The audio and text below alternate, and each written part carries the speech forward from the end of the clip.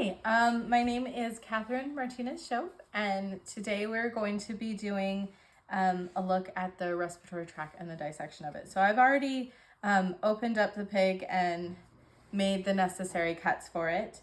And now what we're going to do is we're going to talk about all the different parts of the respiratory system.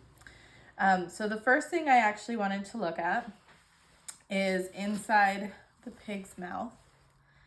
So there's the hard palate up here at the top, and then it's followed by the soft palate towards the back there.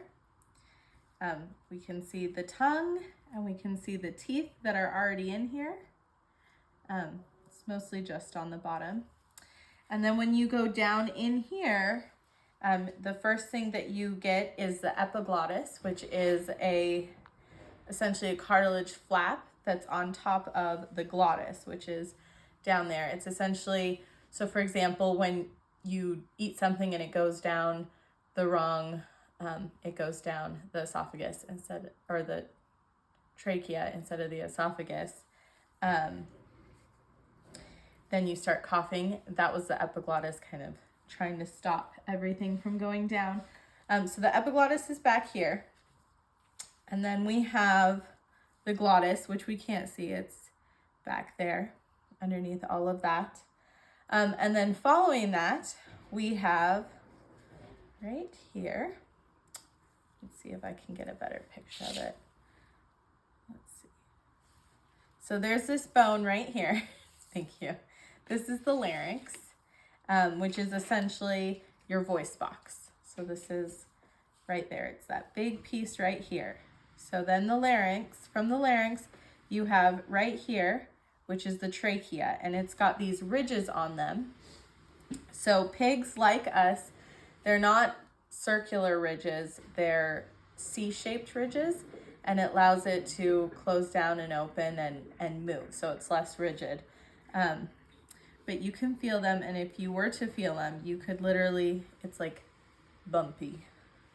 So that's, this part right here is the trachea.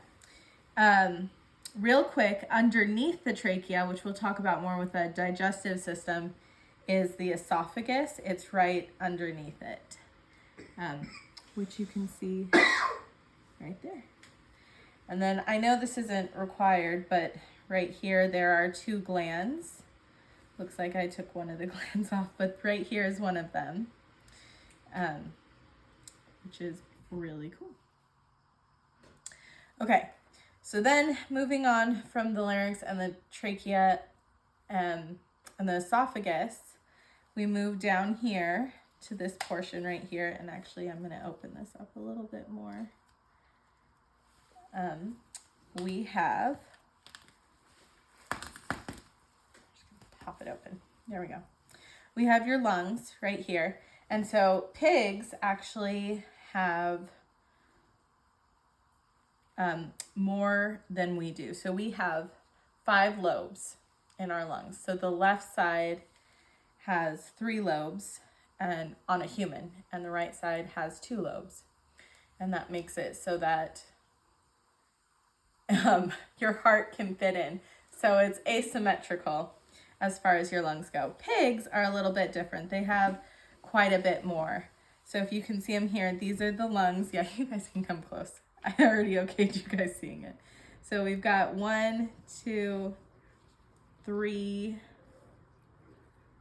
4 on that side, and 1, 2, 3 on this side. 1, 2, 3, 4, 5, 6, 7.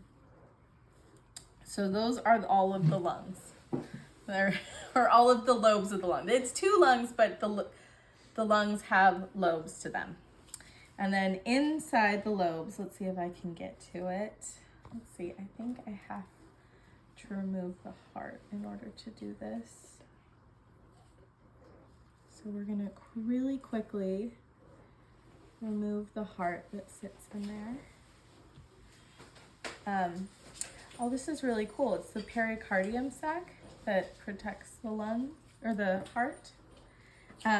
But if you look in here, you'll be able to see the bronchus, which are essentially the tubes that lead to the lungs. Right there, there's one on this side, and then they break out. So it goes bronchus, and then it goes to, they get smaller and smaller and smaller and smaller until, this is my phone died. Smaller and smaller and smaller until you get to the alveoli at the end of the lungs, which essentially is responsible for switching oxygen and carbon dioxide in the blood.